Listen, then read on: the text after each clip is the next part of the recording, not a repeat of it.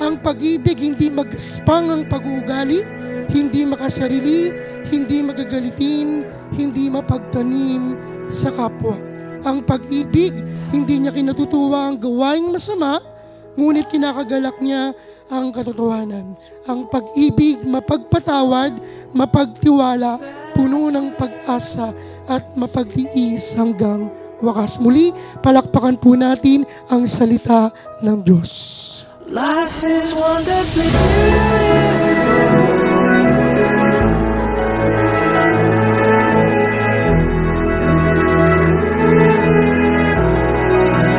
Life is wonderfully beautiful.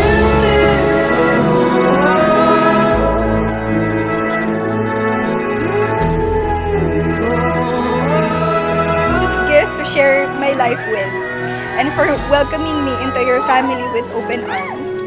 I promise to take care, love, and honor, and cherish her forevermore. From Anjo. Thank you, Kuya Anjo. We love you.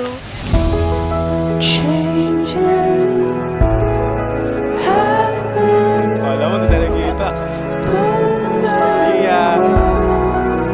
Sa pagpunta, kahit sabay-sabay na tayo pumunta dito. Maraming salamat sa lahat kasi nagkasama kayo sa pinaka-special na celebration sa buhay. Thank you kasi kompleto tayo ngayon. Si Daddy lang wala pero nandiyan naman yung teacher. Si Adia, si Abby, si Kim, Mama. Kung mag-alala ma, kahit kasal na ako, alagaan ka pa rin namin. Life is wonderfully beautiful.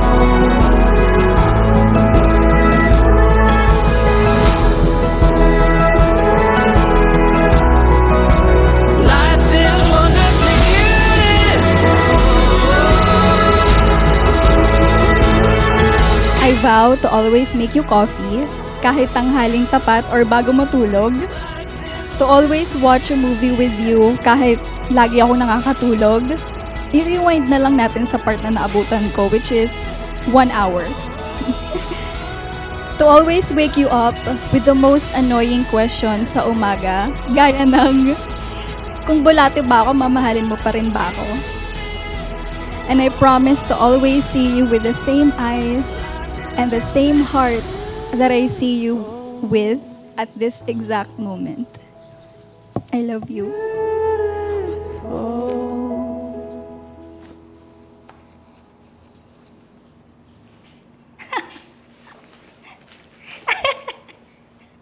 Pwede ba mag-kiss dito?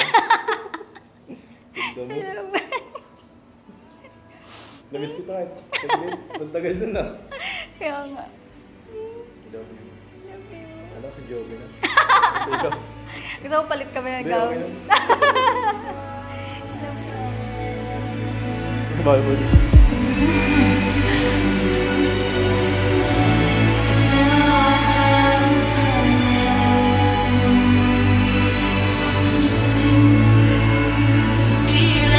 Congratulations and best wishes. Alam namin na sa tinagal-tagal nyo, may itatagal pa. And kayo ang nagpatunay ng forever. You know? Love you guys. Sila as a couple, si ate at si Tia Anjo, sila yung role model para sa akin. Tama. Sila yung nilook up ko sa ano. Alam ko namang hindi na kayo maghiwalay eh. Nandito na nga kayo eh. Tsaka sana bigyan nyo na kami ng mga magiging inaanak. Huwag na sa Hello Kitty ipapahid.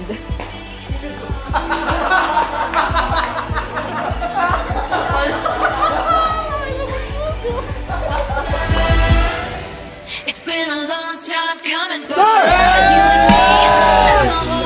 Sila ate at si kuya, sila yung parang best friend lang sila ng couple.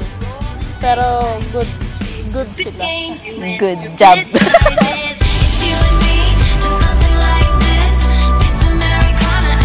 Alam ko namang hindi rin kagaya sabi ni Boss Joby. Boss Joby?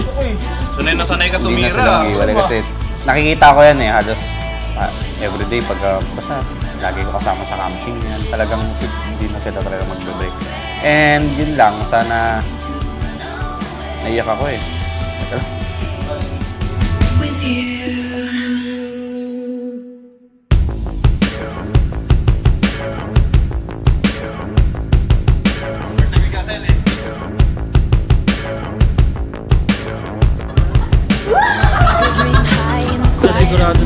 Ako rin naman kasi kaya ako siyang kinuwang best man kasi may coach kang brand new. Pwede ko iramin. Nakapirma po siya sa marriage certificate. Ay, nakalimutan ko mag-bless!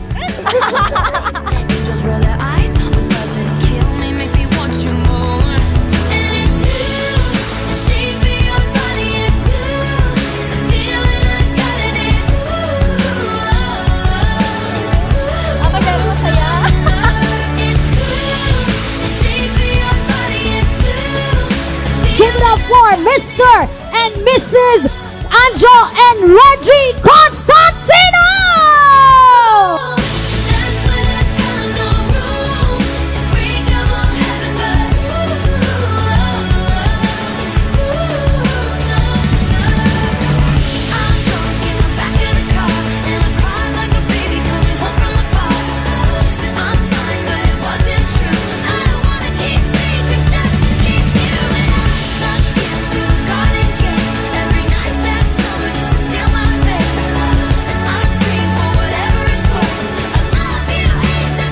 Loving me so easy kahit na minsan ako mismo hindi ko magawa. And I never need to translate because somehow you always understand me. You have rewritten the pages of my life story, turning pain into purpose.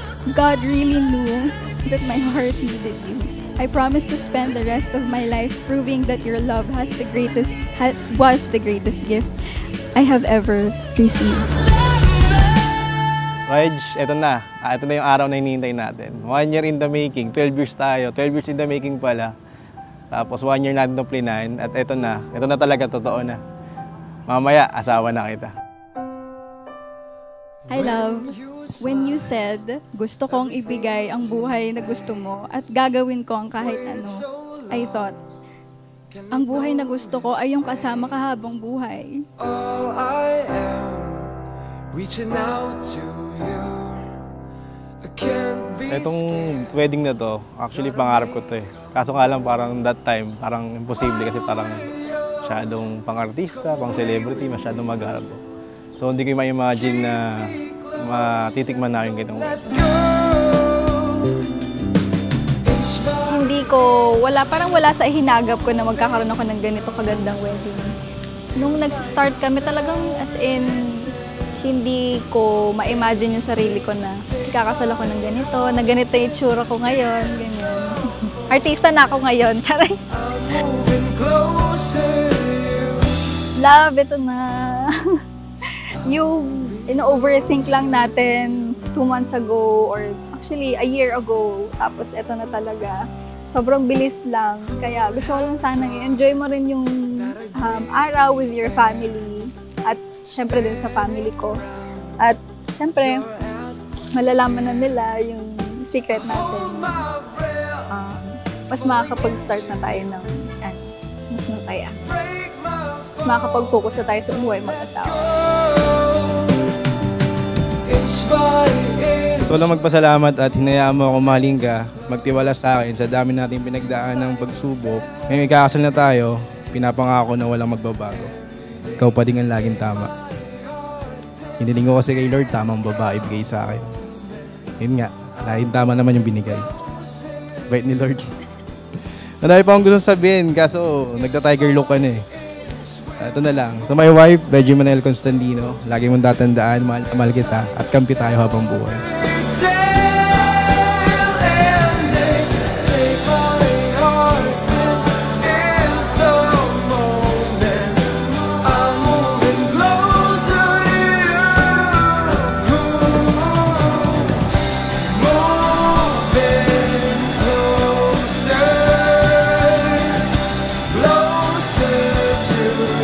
Sa pamamagitan ng kapangyarihang ginawad sa akin ng Republika ng Pilipinas at bilang lingkod ng Diyos, ako si Reverend Ephraim John Nicolas Pilapil, nagpapayag na si Anjo at si Reggie ay mag-asawa na. Palakpakan po natin sila.